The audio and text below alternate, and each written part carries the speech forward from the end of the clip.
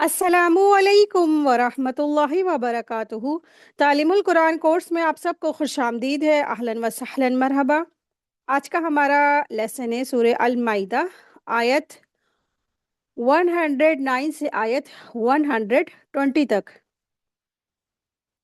नहमदुहु व नुसल्ली अला रसूलिहिल करीम, अम्मा बाद, फ़अऊज़ु बिल्लाहि मिनश शैतानिर रजीम, बिस्मिल्लाहिर रहमानिर रहीम।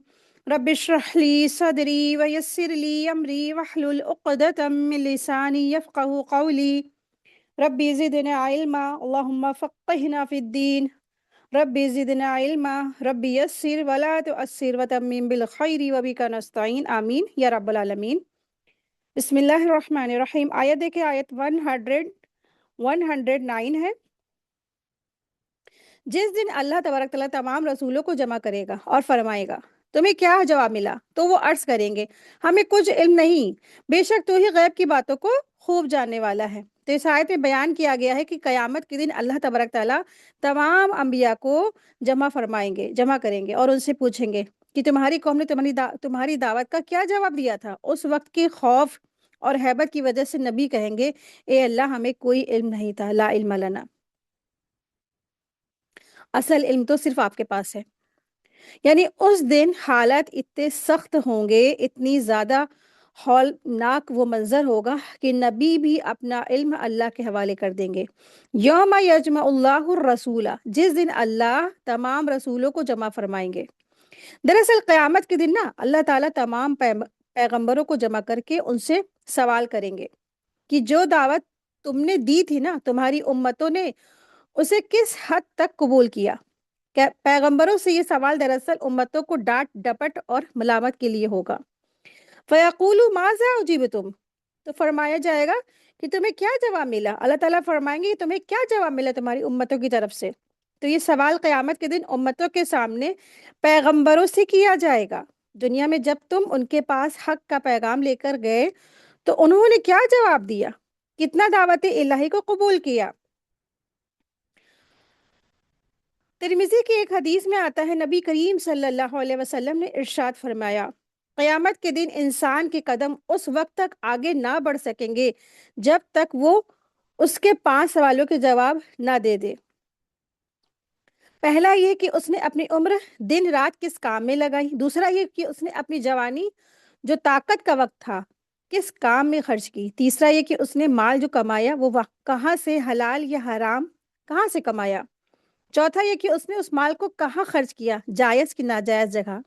पांचवा ये कि उसने इल्म पर क्या अमल किया। तो कहेंगे, अंबिया कहेंगे, क़ौलू ला इल्म लना, तो अंबिया लोग कहेंगे क़यामत के दिन कि हमें कोई इल्म नहीं। तो यहाँ सवाल ये पैदा होता है कि उम्मतों के जवाब का कुछ इल्म तो पैगंबरों को था, क्योंकि उनकी उम्र उन्हीं के बीच गुजरी। तो वो कैसे कह सकते हैं ना कि हमें कोई इल्म नहीं, अल्लाह हमें मालूम नहीं। तो इसका जवाब अगले जुमले में है, इन्नका अंतल अल्लामुल ग़ुयूब, बेशक सिर्फ तू ही गैब की हर बात को जानता है। यानी इस आयत में ना नबी लोग अल्लाह के सामने अर्ज करेंगे कि हम तो सिर्फ और सिर्फ वही जानते थे जो लोगों ने हमारे सामने जाहिर तौर पर किया करा। किसने हमारी बात मानी, किसने नहीं मानी, ये सब हमें मालूम नहीं था।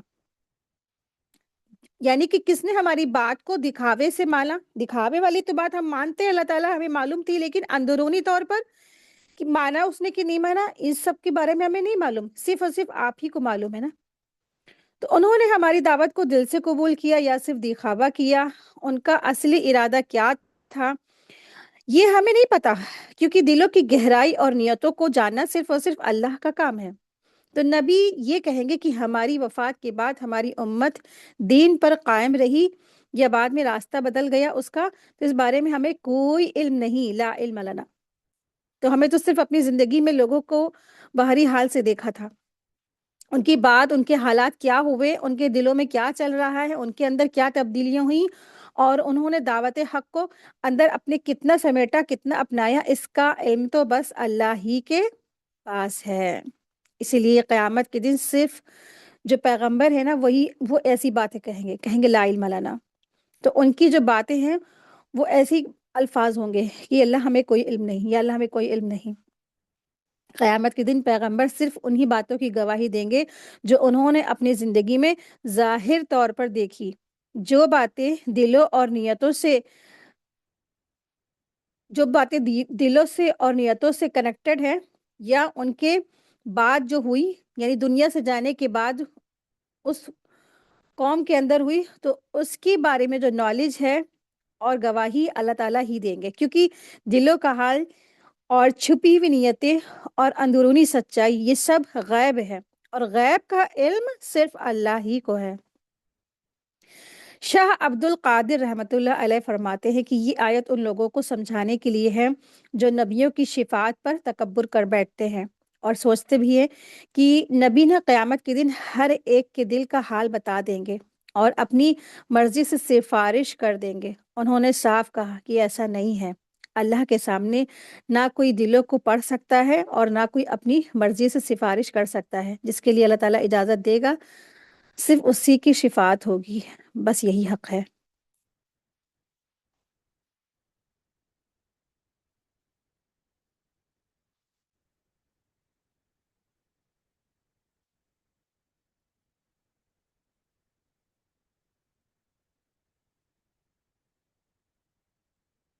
آیت 110 ہے۔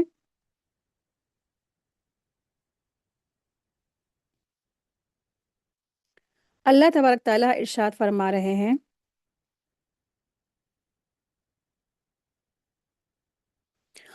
جب اللہ تعالیٰ عیسیٰ علیہ السلام سے فرمائیں گے، اے عیسیٰ ابن مریم، میرے ان احسانوں کو یاد کرو جو میں نے تم پر اور تمہاری والدہ پر کیے، جب میں نے روح القدس کے ذریعے تمہاری مدد کی، تم گہوارے میں بھی اور بڑپن کی عمر میں بھی لوگوں سے بات کرتے تھے، جب میں نے تمہیں کتاب، حکمت، تورات اور انجیل سکھائی، اور جب تم مٹی سے میرے حکم سے پرندے کی شکل بناتے تھے پھر اس میں پھونک مارتے تھے تو وہ میرے حکم سے پرندہ بن کر اڑنے لگتا تھا، اور تم ماں جائے اندھے اور کوڑی کو میرے حکم سے اچھا کرتے تھے، اور میرے حکم سے مردوں کو زندہ نکال کھڑا کرتے تھے، اور جب میں نے بنی اسرائیل کو تم سے روک دیا جب تم ان کے پاس کھلے ہوئے نشان لے کر آئے، تو ان میں سے کافی لوگ کہنے لگے یہ تو کھلا ہوا جادو ہے۔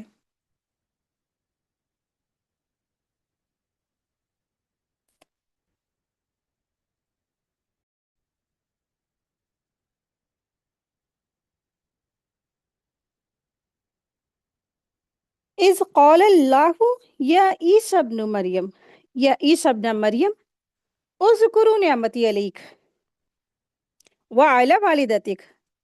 اللہ تعالیٰ فرمائیں گے، اے عیسی ابن مریم، ان نعمتوں کو یاد کرو جو میں نے تم پر اور تمہاری ماں پر کی، یعنی دل اور زبان دونوں سے ان نعمتوں کا شکر ادا کرو، کیونکہ اللہ نے تم کو وہ نعمتیں دی تھی جو کسی اور کو نہیں دی۔ اذ ایدتک بروح القدس، جب میں نے تمہاری روح القدس سے مدد کی، یعنی روح اور وحی کے ذریعے تمہیں مضبوطی دی، جس نے تمہیں پاک کیا اور دعوت الہی کی طاقت دی۔ اور بہت سے مفسرین کہتے ہیں کہ روح القدس سے مراد جبریل امین ہے، جو ہر موقع پر، سخت موقعوں پر اللہ نے جبریل کو عیسیٰ علیہ السلام کی مدد کے لیے بھیجا، ان کی ہیلپ کی۔ تکلم الناس فی المہدی وکہلا، تم لوگوں سے گہوارے میں بھی اور بڑپن میں بھی بات کرتے تھے۔ یہاں بات کرنے سے مراد صرف بولنا نہیں ہے، بلکہ وہ کلام ہے جس میں لوگ ہدایت پائے، یعنی دعوت حق۔ عیسیٰ علیہ السلام کو بچپن میں ہی نبوت مل گئی، جیسا کہ انہوں نے پنگھوڑے میں کہا تھا، انی عبداللہ جعلنی نبیہ، سورہ مریم آیت نمبر 31 میں۔ اللہ تعالیٰ ارشاد فرما رہے ہیں، وَإِذْ عَلَّمْتُكَ الْكِتَابَ وَالْحِكْمَةَ وَالتَّوْرَاةَ وَالْإِنْجِيلَ، اور میں نے تمہیں کتاب، حکمت، تورات اور انجیل سکھائی۔ یہاں کتاب کا مطلب سبھی آسمانی کتابیں، خاص طور پر تورات ہے۔ انجیل تو خود ہی عیسیٰ علیہ السلام پر نازل ہوئی تھی۔ حکمت سے مراد ہے شرعی حکمتیں، اس کے راز، اس کی گہرائی، فقہ اور دعوت الہی کی خوبی۔ اللہ تعالیٰ ارشاد فرما رہے ہیں، وَإِسْتَخْلُقُ مِنَ الطِّينِ كَهَيْئَةِ الطَّيْرِ بِإِذْنِي فَتَنفُخُ فِيهَا فَتَكُونُ طَيْرًا بِإِذْنِي، اور جب تم مٹی سے میرے حکم سے پرندوں کی شکل بناتے تھے اور پھر تم यहाँ मिट्टी से मुराद बिना जान के परिंदे की शक्ल बनाना, और फिर फूंक मारते ही तो वो अल्लाह के हुक्म से उड़ने लगता था। फतनफुखु फीहा फतकूनु तैरन बेइज़्नी, और तुम पैदाइशी जो फतकूना फीहा फतकूना फतनफुखु फीहा फतकूना तैरन बेइज़्नी, फिर जब तुम उसमें फूंक मारते थे तो वो अल्लाह ताला के हुक्म से उड़ने लगता था। वतुबरिहु अकमहा वल अबरसा बिइज़्निही, और तुम पैदाइशी अंधे और कोढ़ी को मेरे हुक्म से अच्छा कर देते थे। यानी अल्लाह ताला के हुक्म से तुम उसको अच्छा कर देते थे। पैदाइशी अंधा यानी कि उसके कोई चांसेस नहीं होते कि वो अच्छा होगा, हमेशा जिंदगी भर वो अंधा रहता है। और बर्ड्स यानी कोढ़ वाला इलाज ला इलाज है, आज तक हमें नहीं लगता कोई इसका इलाज हुआ, लेकिन ये अल्लाह ताला ने ईसा अलैहि सलाम को मुआज़े दिए थे कि वो इस तरह से बीमार, सख्त बीमार लोगों को वो अल्लाह की इज़्न से अच्छा कर देते थे। तो पैदाइशी अंधा वो अंधा होता है जो जिसकी आंखों की बीनाई बिल्कुल नहीं होती है, और बहुत पैदाइशी अंधा होता है। अल्लाह ताला इरशाद फरमा रहे हैं, वइज़ तुखरिजुल मौता बिइज़्नी, और जब तुम मेरे हुक्म से मुर्दों को जिंदा कर देते थे। तो ईसा अलैहि सलाम अल्लाह के हुक्म से कब्रों से मुर्दों को जिंदा बाहर निकाल देते थे। ये भी मुआज़ा उनकी नबूवत की सबसे बड़ी खुली निशानी थी। ईसा अलैहिस्सलाम के दौर में मेडिसिन का बहुत ज़ोर था। अल्लाह तबारक ताला ने अपने रसूल को ऐसे मुआज़े दिए कि बड़ी से बड़ी तिब, उस वक़्त की बड़ी से बड़ी मेडिकल साइंस और तिब सब की सब फ़ेल हो गई कि डायरेक्ट मुर्दे ज़िंदा होने लगे ना। आज तक कोई ऐसा नहीं कि मुर्दों को ज़िंदा करता ना। इतना बड़ा अल्लाह ने ईसा अलैहिस्सलाम को मुआज़ा दिया। क्यों? ताकि लोग ईमान ले आएँ, मान जाएँ। लेकिन लोग ना मानने वाले नहीं माने। वो इस कफफ्तु बनी इसराइल अनका, और जब मैंने बनी इसराइल को तुमसे रोक दिया, यानी जब उन्होंने तुम्हें कत्ल करने की कोशिश की तो अल्लाह ताला ने उन्हें रोक दिया और तुम्हें उनके शर से बचाया। बनी इसराइल ने ईसा अलैहिस्सलाम को झुटलाया, जादू का इल्ज़ाम लगाया, कत्ल की साजिश की, और यहाँ तक कि सूली पर भी चढ़ाने की पूरी कोशिश की, लेकिन अल्लाह ताला ने उनकी इन साजिशों को नाकाम किया और ईसा अलैहिस्सलाम को बचा लिया। इस जितहुम बिल बैयिनात, जब तुम खुली खुली निशानी लेकर आए, यानी साफ और वाज़े मौजज़ात लेकर तुम आए, लेकिन वही है कि मानने वाले नहीं माने। उन्होंने क्या कहा? फ़क़ाल अल्लज़ीना कफ़रू मिनहुम इन हाज़ा इल्ला सिह्रुम मुबीन। तो उनमें से जिन्होंने कुफ्र किया था उन्होंने कहा ये तो साफ साफ जादू के सिवा कुछ भी नहीं है, तो सिर्फ और सिर्फ क्या है? जादू है, कुछ नहीं, ये तो सिर्फ जादू है बस, और कुछ नहीं।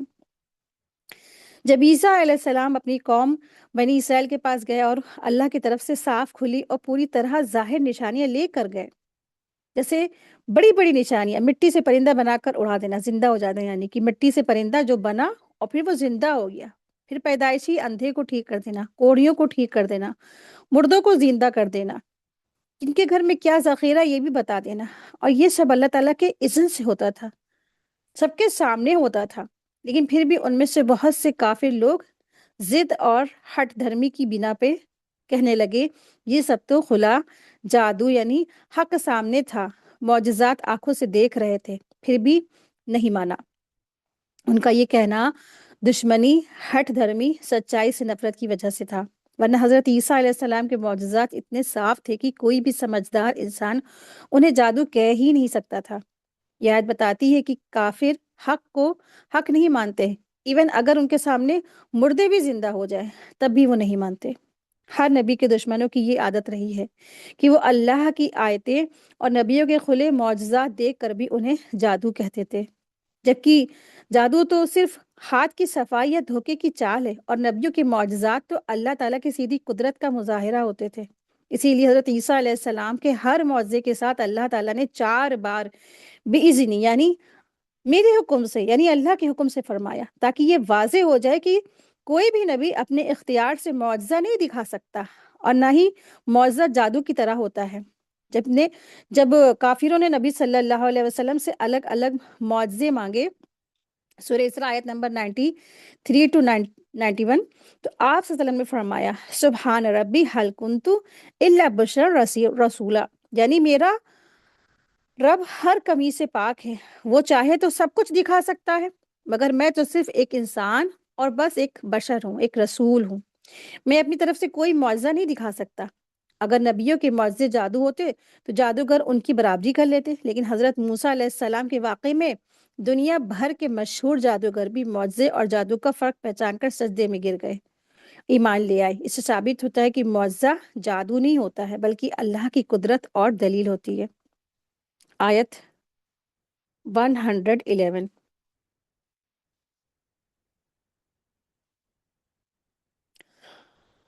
اور جب میں نے حواریوں کے دل میں ڈال دیا کہ مجھ پر اور میرے رسول پر ایمان لاؤ، تو انہوں نے کہا ہم ایمان لائے، اور آپ گواہ رہیے کہ ہم بے شک فرما بردار ہیں۔ اللہ تعالیٰ اس آیت میں حضرت عیسیٰ علیہ السلام کے خاص ساتھیوں حواریوں کا تذکرہ فرما رہے ہیں۔ یہ لوگ وہی 12 حواری تھے جو عیسیٰ علیہ السلام کے سب سے قریبی وفادار مددگار اور ان کی اصل امت تھے، یعنی کہ سب سے پہلے ایمان لانے والے تھے عیسیٰ علیہ السلام پر۔ انہوں نے اپنے آپ کو مسلمان کہا تھا۔ عیسائی، ناصری، مسیحی جیسے الفاظ بعد میں پیدا ہوئے، اور شروع میں یہودی ان کا مذاق اڑاتے تھے، اور شروع میں یہودیوں نے ان کا مذاق اڑانے کے لیے ان ناموں کا استعمال کیا۔ بعد میں امت نے انہیں قبول کر لیا، جبکہ اللہ تعالیٰ نے ان کی پہچان مسلم، انصار اور نصارہ کے ناموں سے بیان کی ہے۔ وَإِذْ أَوْحَيْتَ إِلَى الْحَوَارِيِّينَ، اور جب میں نے حواریوں کے دل میں وحی ڈال دی۔ یہاں وحی سے مراد الہام ہے، یعنی اللہ تعالیٰ نے ان کے دلوں میں یہ بات ڈال دی کہ وہ عیسیٰ علیہ السلام کے مخلص اور فرمانبردار پیروکار بن جائیں۔ یہ نبوت والی وحی نہیں تھی، بلکہ دل میں ڈالی گئی ہدایت تھی، جیسے اللہ تعالیٰ نے موسیٰ علیہ السلام کی ماں کے دل میں وحی ڈالی تھی۔ اللہ تعالیٰ نے ان کے دلوں میں حق کی پہچان، ایمان کی روشنی اور عیسیٰ علیہ السلام کی رسالت کی سچائی ڈال دی، یعنی دل سیدھے ہدایت کی طرف مڑ گئے۔ ان آمین بی و بی رسولی، مجھ پر اور میرے رسول پر ایمان لے آؤ۔ اللہ تعالیٰ نے حواریوں کو اپنے اوپر ایمان اور اپنے رسول عیسیٰ علیہ السلام پر ایمان کی توفیق دے دی۔ ان کا ایمان قبول کرنے کی اصلی وجہ یہی الہی توفیق تھی۔ دعوت حق کو قبول کرنا ہمیشہ اللہ تعالیٰ کی مدد سے ہوتا ہے۔ وما توفیقی الا باللہ، میری توفیق تو بس اللہ تعالیٰ کی طرف سے ہے۔ حواریوں نے بنا شبہ میں پڑھے پورے یقین کے ساتھ عیسیٰ علیہ السلام پر ایمان لائے، اور یہ اللہ تعالیٰ کا بڑا انعام تھا۔ قالوا آمنا واشہد باننا مسلمون، انہوں نے کہا کہ ہم ایمان لائیں اور آپ گواہ رہیے کہ ہم فرما بردار ہیں۔ آیت 112 ہے۔ جب حواریوں نے کہا اے عیسیٰ ابن مریم، کیا آپ کا رب یہ قدرت رکھتا ہے کہ آسمان سے ہمارے لیے خوان اتار دے؟ عیسیٰ علیہ السلام نے کہا اگر تم مومن ہو تو اللہ تعالیٰ سے ڈر جاؤ۔ آیت نمبر 112 سے آیت نمبر 115، ان آیت میں یہ بتایا گیا ہے کہ حواریوں نے دل میں اطمینان کے لیے حضرت عیسیٰ علیہ السلام سے یہ درخواست کی کہ وہ اللہ سے دعا کرے کہ آسمان سے ایسا دسترخوان نازل ہو جس پر چنندہ کھانے ہوں۔ حضرت عیسیٰ علیہ السلام نے اللہ سے دعا کی۔ اللہ تعالیٰ نے فرمایا کہ میں یہ دعا پوری کروں گا، لیکن اگر یہ فرمائشی معجزہ سامنے آنے کے بعد کسی نے کفر کیا تو اسے ایسا عذاب دوں گا جیسا کسی اور کو نہ دیا گیا۔ اذ قال الحواریون یا عیسی ابن مریم، جب حواریوں نے کہا اے عیسیٰ ابن مریم، کیا آپ کا رب قدرت رکھتا ہے کہ ہمارے لیے آسمان سے ایک خوان اتار دے؟ مشہور صحابی حضرت سلمان فارسی رحمت رضی اللہ تعالیٰ عنہ فرماتے ہیں کہ جب حواریوں کی طرف سے آسمان سے دسترخوان کی درخواست پیش ہوئی تو یہ بات عیسیٰ علیہ السلام کو ناگوار گزری۔ عیسیٰ علیہ السلام نے فرمایا تمہیں جیسی روزی ملتی رہی اس پر قناعت کرو، ایسے دسترخوان کی فرمائش مت کرو۔ اگر دسترخوان نازل کر دیا گیا تو اللہ تعالیٰ کی حجت پوری ہو جائے گی، جیسے قوم سمود کے ساتھ ہوا۔ جب حواریوں نے اپنے نیک ارادے اور صحیح نیت کو واضح کیا تو عیسیٰ علیہ السلام نے دعا کی اللہ سے آسمان سے دسترخوان کا نزول ہو، تو دسترخوان ایک خاص شان کے ساتھ نازل ہوا۔ اس کا رنگ سرخ یعنی لال تھا، اس کے اوپر اور نیچے بادل تھے۔ تو کچھ مفسرین فرماتے ہیں کہ اس کا اس طرح سے یہ آیا تھا آسمان سے۔ کہ اس کا جو رنگ تھا وہ لال تھا اس کے اوپر، اور نیچے بادل تھے اور وہ تیزی سے اتر رہا تھا، اوپر سے نیچے اتر رہا تھا۔ جب وہ اترا تو عیسیٰ علیہ السلام زور زور سے روئے اور دعا کی، اے اللہ اس نعمت کا شکر ادا کرنے والا بنا ہم کو، اور اسے ہمارے لیے رحمت بنا۔ جب یہودی نے اس نعمت کی ناشکری کی تو اللہ تعالیٰ نے انہیں سخت عذاب میں پکڑ لیا، یہاں تک کہ انہیں بندر اور خنزیر کی صورتوں میں بدل دیا۔ یہاں جو لفظ آیا ہے مائدہ، ان ينزل علینا مائدتم، تو یہ مائدہ جو لفظ ہے اس کا روٹ ورڈ ہے میم یا دال۔ مائدہ اس سینی یا ٹرے کو کہتے ہیں جس میں کھانا رکھا ہوا ہو، اس لیے اس کا ترجمہ دسترخوان کیا گیا ہے۔ یہاں سورہ کا نام بھی اسی واقعے کی وجہ سے المائدہ رکھا گیا ہے۔ تو حواریوں نے عیسیٰ علیہ السلام سے کہا کہ انہوں نے دسترخوان نازل کرنے ہونے کی 3 وجہ بتائی۔ پہلی یہ تھی تاکہ ہم دنیا کی مشغلاؤں سے فارغ ہو کر پوری توجہ و یکسوئیت سے اللہ تعالیٰ کی عبادت کر سکے۔ دوسرا یہ تاکہ ہمیں یقین ہو جائے کہ جو آپ کہتے ہیں وہ بالکل سچ ہے اور حق ہے۔ تیسرا یہ کہ جس دن دسترخوان اترے وہ دن ہمارے لیے عید بن جائے اور ہم ہر سال اس دن کو یاد رکھیں۔ اس درخواست سے صاف ہوتا ہے کہ عیسیٰ علیہ السلام کے اصل جو ماننے والے تھے، سب سے پہلے ایمان لانے والے جو حواری تھے، انہوں نے عیسیٰ علیہ السلام کو اللہ کا بیٹا یا خدا یا 3 خداؤں میں سے ایک خدا نہیں مانا، اور نہ ہی وہ سمجھتے تھے، بلکہ انہوں نے کہا کیا آپ کے رب میں یہ قدرت ہے؟ یعنی عیسیٰ علیہ السلام کا رب خود اللہ ہے اور عیسیٰ علیہ السلام ان کے بندے اور رسول ہیں۔ حواری جانتے تھے کہ وہ عیسیٰ علیہ السلام جو ہے نا وہ رب نہیں ہے، بلکہ وہ ایک انسان ہے، ایک پیغمبر ہیں۔ وہ جانتے تھے کہ عیسیٰ علیہ السلام اللہ کے بیٹے نہیں بلکہ مریم علیہ السلام کے بیٹے ہیں۔ حواری جانتے تھے کہ معجزات اللہ کے حکم سے ہوتے ہیں۔ وہ جانتے تھے کہ عیسیٰ علیہ السلام کو معجزے پر اختیار نہیں ہے، اسی لیے کہا آپ کا رب نازل کر سکتا ہے، تو یہ بڑی ہی دلیل ہے اس بات کی۔ عیسیٰ علیہ السلام نے فرمایا قال اتقوا اللہ ان کنتم مؤمنین، اللہ تعالیٰ کی قدرت کا امتحان مت لو اور اللہ تعالیٰ سے ڈرتے رہو، فرما بردار بن کر رہو، کیونکہ بندے کا کام اپنے رب کا امتحان لینا نہیں ہے، نہ خلاف عادت چیزوں کی فرمائش کرنا ہے۔ تو عیسیٰ علیہ السلام نے تقوی کی تاکید دی، کیونکہ روزی اللہ تعالیٰ دیتے ہیں، لیکن اسباب کے ساتھ حواریوں نے بغیر اسباب دسترخوان مانگا، تو اسی لیے عیسیٰ علیہ السلام نے کہا اگر تم مومن ہو تو نا تو اللہ تعالیٰ سے ڈرو، تقوی اختیار کرو۔ تو اس آیت کے 4 اہم امپورٹنٹ سبق ملتے ہیں کہ مومن اللہ کی قدرت کا امتحان نہیں لیا کرتے ہیں، خیر اور برکت قدرتی ذریعے سے تلاش کرنا سنت ہے۔ دل کا اطمینان معجزے سے نہیں ایمان سے آتا ہے، مومن کی اصلی پہچان تقوی ہے۔ آیت 113 اللہ تبارک تعالیٰ ارشاد فرما رہے ہیں، انہوں نے کہا ہم چاہتے ہیں کہ ہم اس میں سے کھائیں اور ہمارے دلوں کو پورا اطمینان ہو جائے اور ہمیں یہ یقین ہو جائے کہ آپ نے جو ہم سے کہا وہ سچ کہا ہے، اور ہم اس دسترخوان پر گواہی دینے والوں میں شامل ہو جائیں۔ قالوا نريد ان ناكل منها، ہم چاہتے ہیں کہ ہم اس میں سے کھائیں، یعنی حواری چاہتے تھے کہ اللہ کی طرف سے اترنے والے دسترخوان کو اپنی آنکھوں سے دیکھیں اور اس میں سے کھائیں تاکہ اللہ کی قدرت کا ظاہری مشاہدہ ہو جائے۔ اور دوسری وجہ بتائی وَتَطْمَئِنَّ قُلُوبُنَا، کہ ہمارے دل کو پورا اطمینان ہو جائے، مطمئن ہو جائے، یعنی ان کا مقصد شک نہیں تھا بلکہ دل کی تسلی اور یقین کی مضبوطی تھی۔ جیسے ابراہیم علیہ السلام نے فرمایا تھا نا کہ ہمارے دل کو اللہ تعالیٰ اطمینان ہو جائے، اللہ ہمارے سامنے دکھا دے کہ ربی ارینی کیف تحیی الموتی، سورہ بقرہ کی آیت نمبر 260 میں نا، اسی طرح یہ حواریوں نے بھی کہا تھا کہ اللہ تعالیٰ ایک بار ہمیں دکھا دے اللہ۔ تو اسی طرح کا مشاہدہ حواری بھی طلب کر رہے تھے، اس لیے کہ ہمارے دلوں کو اطمینان ہو جائے، ہمارے دلوں کو مطمئن ہو جائے، وَتَطْمَئِنَّ قُلُوبُنَا، تاکہ ہمارے دل، ہمارے قلب مطمئن ہو جائیں۔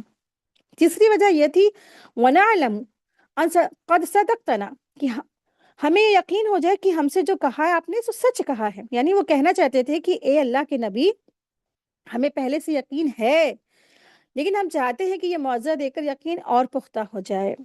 چوتھی وجہ یہ تھی وَنَكُونَ عَلَيْهَا مِنَ الشَّاهِدِينَ، اور ہم اس دسترخوان پر گواہی دینے والوں میں سے ہو جائیں، یعنی ہم اس معجزے کو دیکھ کر دوسروں تک اس کی گواہی پہنچائیں تاکہ آنے والی امتوں پر بھی حق صاف ہو جائے۔ آیت 114۔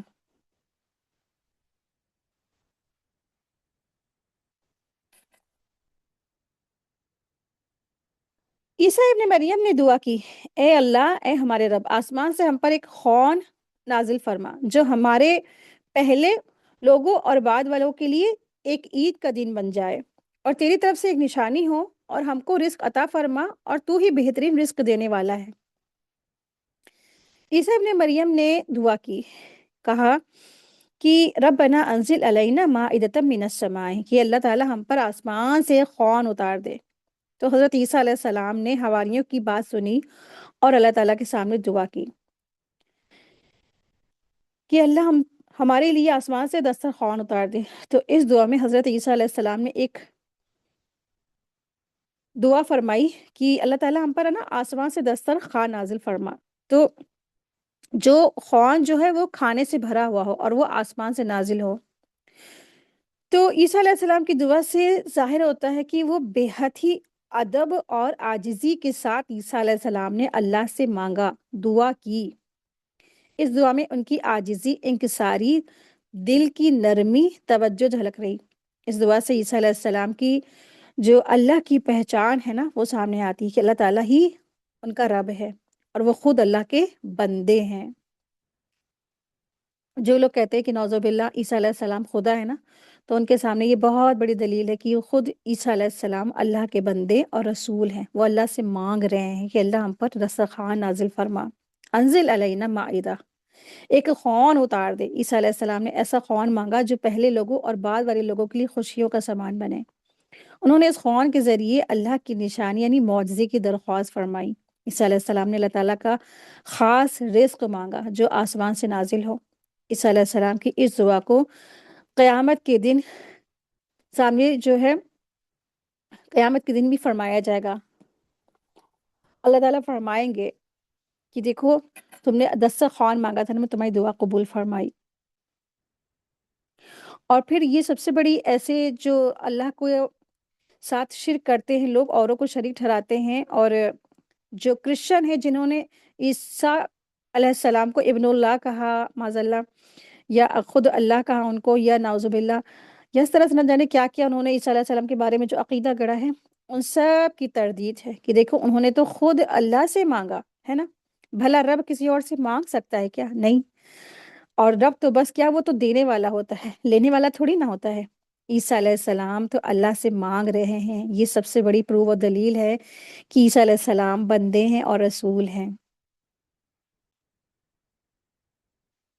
تو اس دعا کے ذریعے عیسائیوں کے غلط عقیدے کی اصلاح کی کوشش کی گئی ہے تاکہ اپنے عقیدے کو تم لوگ کیا کرو، سدھار لو، کیونکہ عیسیٰ علیہ السلام بندے ہیں اور رسول ہیں۔ تکون لنا عیدا لاولنا وآخرنا وآیۃ منک، جو ہمارے پہلے اور بعد والوں کے لیے عید ہو اور تیری طرف سے ایک نشانی ہو۔ تو عیسیٰ علیہ السلام نے دعا کی، اے اللہ ایسا خون نازل فرما جو اس وقت کو عید اور یادگار بنا دے، تاکہ اس معجزے کو ہمیشہ یاد رکھا جائے، اسے بھلایا نہ جائے۔ تو اللہ تعالیٰ نے مسلمانوں کے لیے عید اور عبادت کے دن مقرر کیے ہیں جو اس کی آیات، انبیاء کے سنت اور سیدھا راستہ یاد دلاتے ہیں اور اللہ کے فضل اور احسان کی طرف توجہ دلاتے ہیں۔ پیغمبر کا کام اللہ کے حضور دعا کرنا ہے۔ یہاں بیان ہوا ہے کہ عیسیٰ علیہ السلام نے اللہ تعالیٰ کے سامنے دعا کی۔ اس سے معلوم ہوا کہ پیغمبر مختار کل نہیں ہوتا ہے، جیسا کہ آج بہت سارے بدعتی لوگوں کا غلط عقیدہ ہے نا، کیونکہ جو مختار کل ہوتا ہے وہ دعا نہیں کرتے، وہ تو خود بس حکم دیتے ہیں نا، ایسا ان کا عقیدہ ہے۔ جبکہ پیغمبر کا اصل کام یہ ہے کہ وہ اپنے رب کے سامنے دعا کے لیے ہاتھ اٹھاتا ہے، اپنی عرض اور التجا پیش کرتے ہیں۔ باقی دعا قبول کرنا یا نہ کرنا اللہ کی مرضی اور مشیت پر ہوتا ہے۔ اللہ تعالیٰ نے نبیوں کی دعا قبول کی، اکثر اپنے فضل سے فرمائیے دعا قبول فرمائیے، لیکن اگر چاہے تو قبول کرے اور چاہے تو نہ قبول کرے۔ بہت سے انبیاء جن کی دعا نہیں قبولی، خود نوح علیہ السلام کی دعا اپنے بیٹے کے لیے نہیں قبول ہوئی، ابراہیم علیہ السلام کی دعا اپنے والد کے لیے نہیں قبول ہوئی، نبی صلی اللہ علیہ وسلم کی دعا اپنے چچا ابو طالب کے لیے نہیں قبول ہوئی۔ اسی لیے پیغمبر کے پاس نہ کوئی اختیار کل نہیں ہوتا ہے، کہ جو چاہے کر دے، ان کا اصلی کام ہے اپنے خالق اور مالک کی طرف رجوع کرنا، دعا کرنا، اپنی التجا پیش کرنا۔ اس آیت میں عیسیٰ علیہ السلام نے دعا کی کہ اے اللہ ہم پر آسمان سے ایسا خوان اتار دے جو ہمارے پہلو اور بعد والوں کے لیے دونوں کے لیے عید بن جائے اور تیری طرف سے ایک بڑی نشانی ہو، یعنی یہ خوان ہمارے لیے خوشی کا دن بھی ہو اور آپ کی یاد کا وسیلہ بھی بن جائے، اللہ کی یاد کا وسیلہ بھی ہو۔ لیکن اہل بدعت نے اس آیت سے ایک غلط مطلب نکالا۔ انہوں نے کہا کہ آسمان سے اترنے والا مائدے کو عید کہا گیا ہے، تو آسمان سے اترنے والا مائدہ کو عید کہا گیا تو عید میلاد النبی، تو میلاد بھی اسی طرح بھی عید ہے، اور اس طرح انہوں نے عید میلاد کا جواز ثابت کرنے کی کوشش کی، جبکہ اصلی سوال یہ ہے پچھلے 1400 سال میں نہ کسی صحابی نے، نہ کسی تابعی نے، نہ کسی بڑے مفسر نے، نہ چاروں امام ابو حنیفہ، مالک، شافعی، احمد نے اس آیت سے کبھی یہ مطلب کیوں نہیں سمجھا۔ اور سب سے اہم بات، نبی صلی اللہ علیہ وسلم نے اپنی 23 سال کی نبوت میں کبھی بھی اس آیت کو میلاد جشن ثابت کرنے کے لیے استعمال نہیں کیا۔ اگر واقعی یہ آیت میلاد کی دلیل ہوتی تو نبی صلی اللہ علیہ وسلم ضرور بتاتے، لیکن انہوں نے کبھی ایسا نہیں کیا۔ وَارْزُقْنَا وَأَنْتَ خَيْرُ الرَّازِقِينَ، اور ہمیں رزق عطا فرما اور تو بہترین رزق دینے والا ہے۔ آیت 115، اللہ تعالیٰ ارشاد فرما رہے ہیں، اللہ تعالیٰ نے فرمایا کہ میں یہ دسترخوان تم پر نازل کرنے والا ہوں، لیکن بعد میں اس کے تم میں سے جو شخص ناشکری کرے گا تو میں اسے عذاب ایسا دوں گا کہ جہانوں میں کسی کو ایسا عذاب نہیں دیا گیا۔ قال اللہ انی منزلها علیکم، اللہ تعالیٰ نے فرمایا کہ میں دسترخوان نازل کر دوں گا اور ناشکری کو سخت سزا دوں گا، عذاب دوں گا۔ تو اللہ تعالیٰ نے فرمایا وہ دسترخوان نازل کرے گا، مگر ساتھ ہی اس کے ساتھ سخت تنبیہ بھی فرمائی، فَمَن یکفر بعد منکم، تو جو کوئی اس کے بعد کفر کرے گا۔ اللہ تعالیٰ نے وعید سنائی ہے لیکن نازل کرنے کا واقعہ دوبارہ بیان نہیں کیا۔ عمار بن یاسر رضی اللہ عنہ، نبی صلی اللہ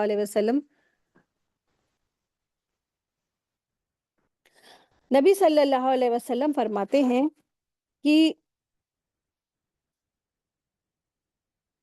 اللہ تعالیٰ نے آسمان سے مائدہ نازل فرمایا جو روٹی اور گوشت تھا، جس میں انہیں حکم دیا گیا کہ خیانت نہ کرے، نہ ناشکری کرے، نہ ذخیرہ کرے، نہ اسٹور کرے، مگر انہوں نے اس کی خیانت بھی کی، ناشکری بھی کی اور ذخیرہ بھی کیا، تو اللہ تعالیٰ نے ان کی صورتیں بدل دی، انہیں خنزیر اور بندر بنا دیا۔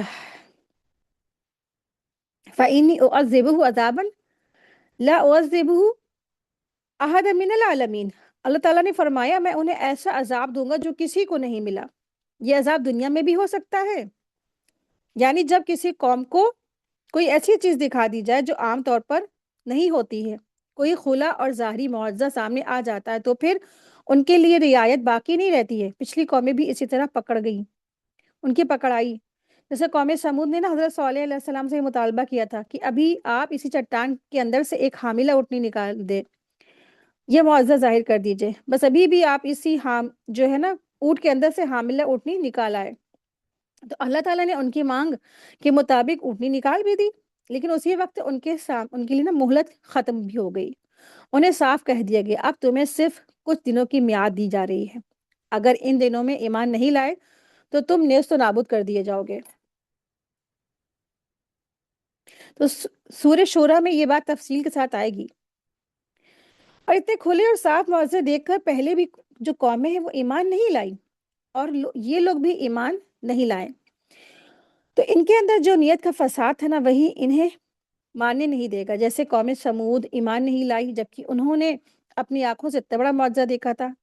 حضرت عیسیٰ علیہ السلام کے معجزے کو بھی یہودیوں نے نہیں مانا، الٹا ان کو جادو قرار دے دی، جادوگر قرار دے دیا، ان کے لائے ہوئے معجزے کو جادو قرار دیا۔ تو موسیٰ علیہ السلام کے اتنے بڑے کھلے معجزے دیکھ کر بھی وہ لوگ ایمان نہیں لائے۔ صرف وہی جادوگر ایمان لائے جن کا مقابلہ فرعون کے دربار میں حضرت موسیٰ علیہ السلام سے ہوا تھا۔ نہ فرعون ایمان لایا، نہ اس کے درباری ایمان لائے، نہ اس کے قوم کے لوگ ایمان لائے۔ اس لیے بات کی سامنے آتی ہے کہ معجزے کا ظہور اصل میں اس قوم کے خلاف ہو جاتا ہے۔ معجزے کے آنے سے پہلے تو یہ امید رہتی ہے کہ اللہ شاید کچھ دیر دے دے، کچھ وقت دے دے، کچھ مہلت مل جائے، لوگوں کو ہدایت مل جائے، لیکن جب معجزہ ظاہر ہوتا ہے تو مہلت ختم۔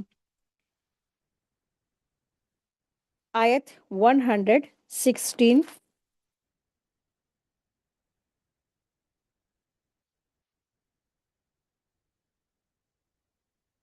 اور جب اللہ تعالیٰ فرمائے گا کہ اے عیسیٰ ابن مریم، کیا تم نے لوگوں سے کہا تھا کہ مجھے اور میری ماں کو اللہ تعالیٰ کے علاوہ معبود بنا لو؟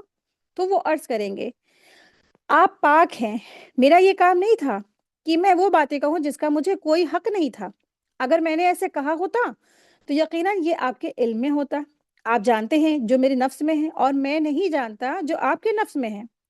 بے شک آپ ہی غیب کی چیزوں کو خوب جاننے والے ہیں۔ وَإِذْ قَالَ اللَّهُ اتَّخِذُونِي وَأُمِّي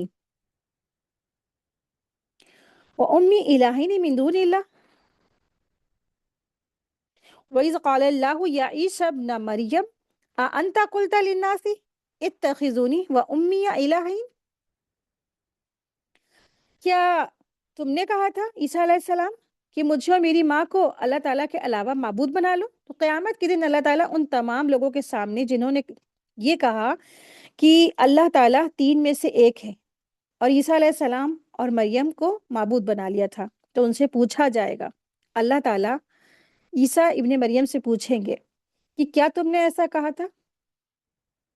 تو یہ سوال حشر کے میدان میں عیسائیوں کے لیے بے حد شرمندگی کا سبب ہوگا۔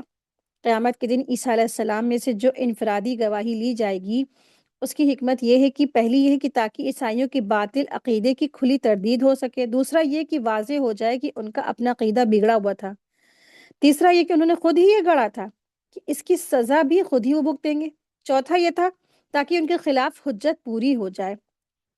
اس آیت میں اللہ تعالیٰ قیامت کے دن عیسیٰ علیہ السلام سے سوال فرمائیں گے تاکہ دنیا اور آخرت کے تمام انسانوں پر پوری طرح کھل جائے کہ عیسیٰ علیہ السلام نے کبھی اپنی یا اپنی والدہ کی الوہیت کا دعویٰ نہیں کیا تھا۔ اصل غلطی عیسائیوں کی تھی جنہوں نے اللہ کے ساتھ اور بھی معبود بنا لیے تھے۔ عیسائیوں نے صرف عیسیٰ علیہ السلام اور روح القدس کو ہی خدا نہیں مانا، بلکہ ان کی والدہ حضرت مریم علیہ السلام کو بھی الگ معبود بنا لیا۔ حیرانی کی بات یہ ہے کہ بائبل میں حضرت مریم علیہ السلام کی معبودیت یا خدائی کا کہیں کوئی ذکر موجود نہیں ہے۔ عیسیٰ علیہ السلام کے جانے کے بعد شروع کے 300 سال تک عیسائی دنیا اس خیال سے بالکل انجان تھی۔ تیسری صدی کے آخری دور میں اسکندریہ کے کچھ عیسائی علماء نے پہلی بار حضرت مریم علیہ السلام کے لیے ام اللہ یا اللہ کی ماں جیسے الفاظ استعمال شروع کر دیے۔ یہی سے دھیرے دھیرے مریم پرستی پھیلنا شروع ہوئی، لیکن شروع میں چرچ کو اس کا ماننے کے لیے تیار نہیں تھا۔ شروع میں جو چرچ ہے اس کو ماننے کے لیے بالکل تیار نہیں تھے، بلکہ مریم پرستوں کو غلط عقیدے والے سمجھا جاتا تھا۔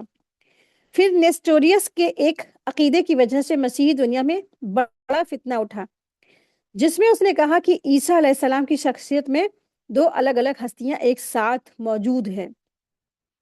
اس بحث کو سلجھانے کے لیے سن 431 عیسوی میں شہر افسس میں ایک بڑی کونسل بلائی گئی۔ یہی پہلی بار چرچ کی سرکاری زبان میں حضرت مریم علیہ السلام کو مدر آف گاڈ کا درجہ دیا گیا۔ اس ایک فیصلے کا نتیجہ یہ ہوا کہ اب چرچ کے باہر جو مریم پرستی کا روگ پھیلا ہوا تھا نا، اب وہ چرچ کے اندر بھی تیزی سے پھیل گیا۔ قرآن مجید کے نزول تک پہنچتے پہنچتے حضرت مریم علیہ السلام اتنی بڑی دیوی بنا دی گئی کہ باپ، بیٹا اور روح القدس تینوں کی حیثیت ان کے سامنے کمزور پڑ گئی۔ چرچوں میں ہر جگہ ان کے بت رکھے جاتے تھے، ان کے سامنے عبادت کے طریقے ادا کیے جاتے تھے، دعائیں انہی سے مانگی جاتی تھیں، وہیں فریاد رسا، حاجت روا، مشکل کشا مانی جاتی تھی۔ ایک عیسائی کا سب سے بڑا سہارا یہ سمجھا جاتا تھا کہ مدر خدا کی سرپرستی اسے حاصل ہے۔ رومن بادشاہ جسٹینین نے اپنے قانون کی شروعات میں حضرت مریم علیہ السلام کو اپنی سلطنت کی مددگار لکھا۔ اس کا مشہور جنرل نرسیس جنگ میں جاتے ہوئے حضرت مریم علیہ السلام سے رہنمائی مانگتا تھا، یعنی شرک کرتا تھا۔ نبی صلی اللہ علیہ وسلم کے دور کے بادشاہ ہیرکل نے اپنے جھنڈے پر مدر خدا کی تصویر بنا رکھی تھی، یعنی کہ مریم علیہ السلام کی تصویر بنا رکھی تھی، اور اسے پورا یقین تھا کہ اس تصویر کی برکت سے اس کا جھنڈا کبھی ہار نہیں کھائے گا، یعنی کہ کبھی ہارے گا نہیں وہ۔ بعد کے دور میں پروٹیسٹنٹس نے مریم پرستی کے خلاف کافی آواز اٹھائی، لیکن رومن کیتھولک چرچ آج تک اس عقیدے پر قائم ہے اور مریم پرستی ان کے مذہب کا حصہ مانی جاتی ہے۔ قال سبحانک ما یکون لی ان اقول ما لیس بی ان اقول ما لیس لی بحق۔ عیسیٰ علیہ السلام اپنے رب کی تزکیہ اور تسبیح بیان کرتے ہوئے فرمائیں گے کہ اے اللہ، آپ ہر عیب سے پاک ہیں، میرے لیے بالکل مناسب نہیں، نہ کسی مخلوق کا حق کہ وہ الوہیت کا دعویٰ کرے، یعنی نہ ہی میرے لیے مناسب اور نہ کسی مخلوق کا یہ مناسب ہے، نہ ہی اس کا حق ہے کہ وہ الوہیت کا دعویٰ کرے۔ اور اللہ، آپ تو چھپی اور ظاہر ہر بات کو جاننے والے ہیں، اگر میں نے ایسا کچھ کیا ہوتا تو یقیناً آپ کے علم میں ضرور ہوتا۔ تو یہ بات یاد رکھنا ضروری ہے کہ قیامت کے دن یہ سوال اس لیے نہیں پوچھا جائے گا کہ اللہ تعالیٰ کو کوئی علم حاصل نہیں، کیونکہ اللہ تعالیٰ تو پہلے ہی سب کچھ جاننے والے ہیں، عالم الغیب ہیں، بلکہ یہ سوال عیسیٰ علیہ السلام کے ان گمراہ پیروی کرنے والوں کو ڈانٹنے، دھمکانے اور ان کے جھوٹے عقیدے کو بے نقاب کرنے کے لیے کیا جائے گا، جو ان کے یعنی عیسیٰ علیہ السلام کی دنیا سے جانے کے بعد ان کی والدہ کو معبود بنا لیا جنہوں نے۔ اور سوال یہ اس لیے بھی ہوگا کہ انہی کے رسول یعنی عیسیٰ علیہ السلام قیامت کے دن ان کے خلاف گواہی دے اور صاف بات بتا دے کہ انہوں نے کبھی بھی ایسی بات نہیں کہی جس چیز کی وہ دنیا میں عبادت کرتے رہے، یعنی کہ عیسیٰ علیہ السلام کی۔ ان کنتو قلتہ فقد علمتہ تعلم ما فی نفسی ولا اعلم ما فی نفسک۔ اگر میں نے ایسا کہا ہوتا تو یہ آپ کے علم میں سے مخفی نہیں رہتا، آپ جانتے ہیں جو میرے دل میں ہے، میں نہیں جانتا جو آپ کے نفس میں ہے۔ عیسیٰ علیہ السلام آگے عرض کریں گے کہ اے اللہ، اگر میں نے ان سے کوئی ایسی بات کہی ہوتی جو لوگوں کے گمراہ ہونے کی سبب بنتی تو وہ اللہ آپ کے علم میں ہر حال میں ہوتی، کیونکہ آپ کا علم ہر چیز کو گھیرے ہوئے ہے اور تیرے علم سے کوئی چیز باہر نہیں ہے، اور جب میں تیرا بندہ ہوں مجھے اپنی بندگی کا احساس بھی ہے اور پورا اقرار بھی ہے، میں تو اپنی میں اپنی خدائی کا الوہیت کا دعویٰ کیسے کر سکتا تھا؟ ایسی بات نہ میرے لیے زیبا دیتی ہے اور نہ ہی ایسا کر سکتا ہوں میں۔ تو اس طرح عیسیٰ علیہ السلام قیامت کے دن اپنی پوری عبودیت اور خالص بندگی کے ساتھ اللہ تبارک تعالیٰ کی بارگاہ میں اپنی برآت بیان کریں گے۔ وہ اللہ تعالیٰ کی عظمت، اللہ کی پاکیزگی، اللہ تعالیٰ کی پاکیزگی، اس کی بندگی کا اظہار کریں گے اور اس بات کو صاف کریں گے کہ وہ صرف اور صرف اللہ کے ایک بندے تھے، ایک رسول تھے۔ اللہ تعالیٰ کی شان ہمیشہ بلند ہے، اللہ تعالیٰ خالق ہے، مالک ہے، اور اللہ تعالیٰ کے ساتھ کوئی بھی نہیں ہے، اللہ تعالیٰ وحدہ لا شریک لک ہے۔ اللہ تعالیٰ فرما رہے ہیں انک انت العلام الغیوب، بے شک آپ ہی غیب کو جاننے والے ہیں۔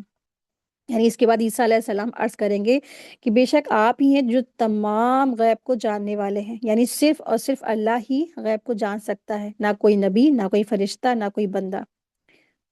آیت 117۔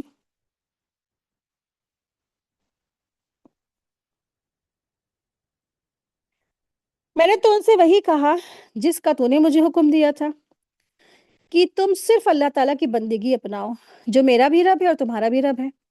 میں ان کے اوپر گواہ بنا رہا جب تک کہ میں ان کے درمیان موجود تھا، پھر جب تو نے مجھے اٹھا لیا تو ہی ان پر پوری طرح نگران تھا، اور تو ہر چیز کی پوری اور مکمل خبر رکھنے والا ہے۔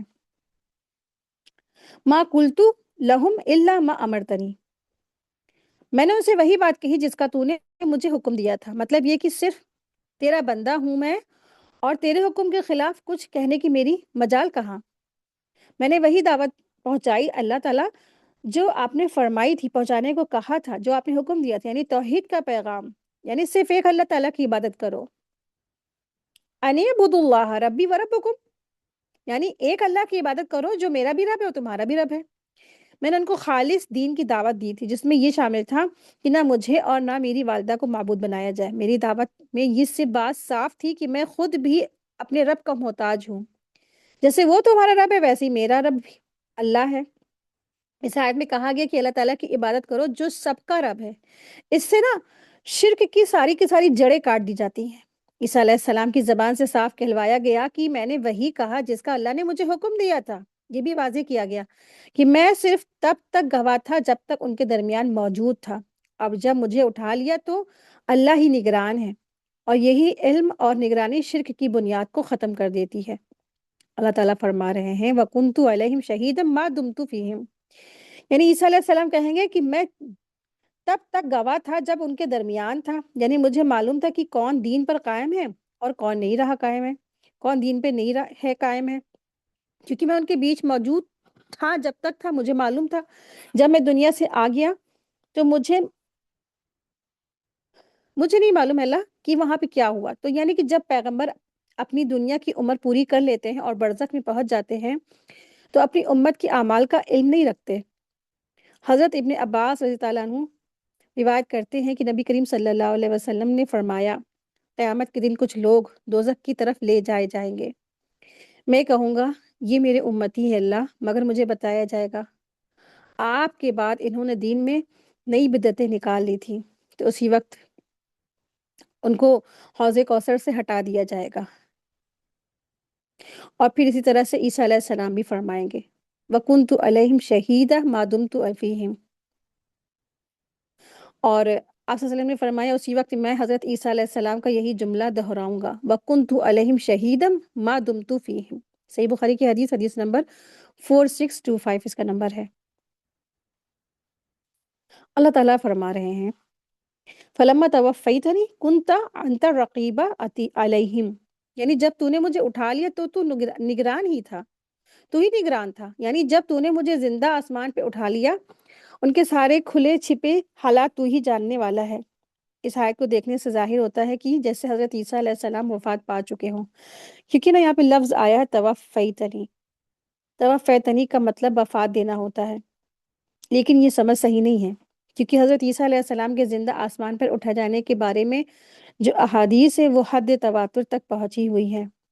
और सूरे निसा की आयत नंबर 158 की तफसीर में ये बात भी बहुत सारी अहदीसों से बयान हो चुकी। यानी तवफ़्फ़ी का जो असल मतलब है ना वो इसका रूट वर्ड है वाव फ़ा हमज़ा। वफ़ा का मतलब है किसी चीज़ का पूरा करना या किसी चीज़ को उसके कमाल तक पहुँचाना। तो मौत को वफ़ात इसलिए कहा जाता है कि इंसान की उम्र पूरी हो जाती है। कुरान में तवफ़्फ़ी 2 तरह से इस्तेमाल हुआ है। पहला है मौत और दूसरा नींद के लिए। मौत अल्लाह ताला के वक़्तों मौत अल्लाह ताला के वक़्त रूहों को कब्ज़ करता है।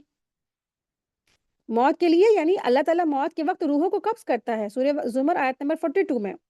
और फिर नींद के लिए आया है। नींद यानी सूरह अनाम आयत 60 में इसका बारे में बात है। वही है जो रात के वक़्त तुम्हारी रूहों को कब्ज़ कर लेता है। तो तवफ़्फ़ी का जो मतलब है, इसका मतलब है कि पूरा-पूरा ले लेना, उठा लेना, यानी ज़िंदा आसमान पर उठा लेना, ठीक है? तो यहाँ पर इससे मुराद है फलम्मा तवफ़्फ़ैतनी कुन्ता अंता, यानी कि या अल्लाह ताला जब तक ना मैं दुनिया में था ठीक था, लेकिन जब तूने मुझे उठा लिया आसमान पे, तब तो तू ही उनका निगरान है। तो कादियानी लोग इस आयत से ये दलील लाते हैं कि देखो आयत में तवफ़्फ़ी आया है तो इसका मतलब ये है कि ईसा अलैहिस्सलाम मर चुके हैं, फौत हो चुके हैं, लेकिन उनका ये दावा बिल्कुल गलत है। तवफ़्फ़ी का मतलब लाज़मी तौर पर मौत नहीं है। कुरान और हदीस की रोशनी में ईसा अलैहिस्सलाम ज़िंदा आसमान पर उठाए गए हैं और क़यामत से पहले उनका फिर से नुज़ूल होगा। यहाँ पर जो लफ्ज़ आया है रक़ीब, रक़ीब का मतलब है हाफ़िज़ और निगरान, यानी तू ही इनका हाफ़िज़, इनके मामले को जानने वाला और इन पर गवाह था।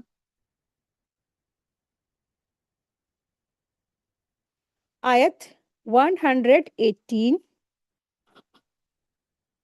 अगर तू उनको अज़ाब दे तो वो तेरे बंदे हैं और अगर तू उनको माफ़ कर दे तो तू ही ज़बरदस्त और हिकमत वाला है।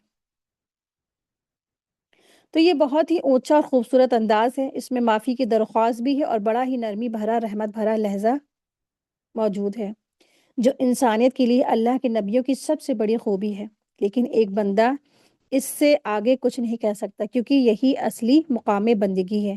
ان تعذبہم فانہم عبادک، یعنی آپ اپنے بندوں پر ظلم اور بے جا سختی نہیں کر سکتے ہیں، اس لیے اگر انہیں سزا دیں گے تو وہ بالکل عدل اور حکمت پر مبنی ہوگی، اور اگر آپ ان کو معاف کر دیں گے تو یہ معافی بھی از نہیں ہوگی، بلکہ کیونکہ یہ معافی بھی ان کے لیے بڑی زبردست اور رحمت ہوگی، کیونکہ اللہ تعالیٰ آپ عزیز ہے، زبردست ہے، غالب ہے۔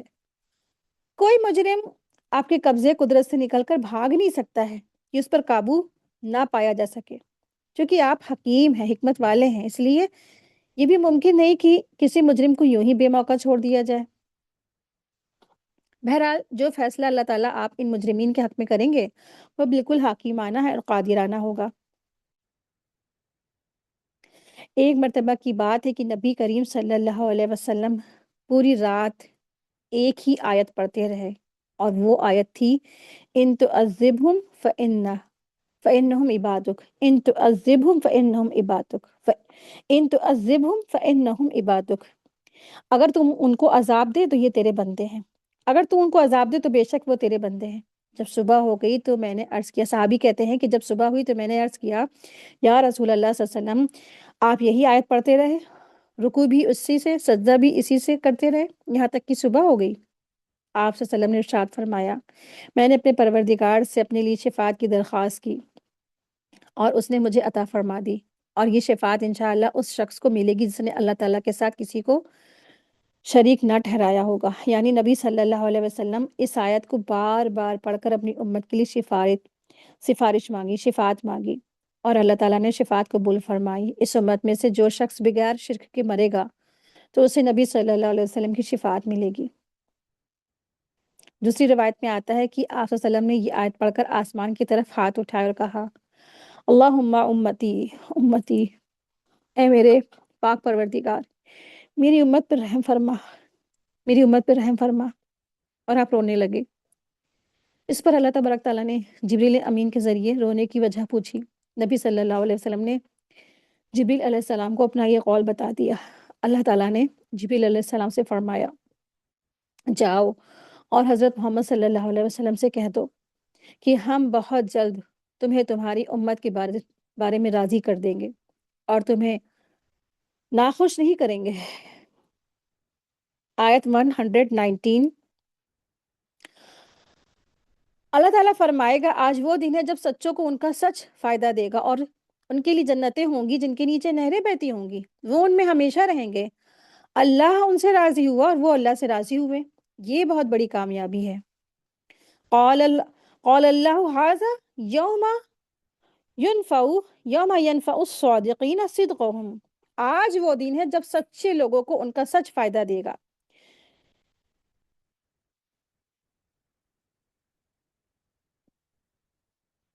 دراصل سب سے بڑا جو ظلم ہے اور جو سب سے بڑا جھوٹ ہے وہ یہ ہے کہ اللہ کے ساتھ کسی اور کو شریک ٹھہرانا ہے۔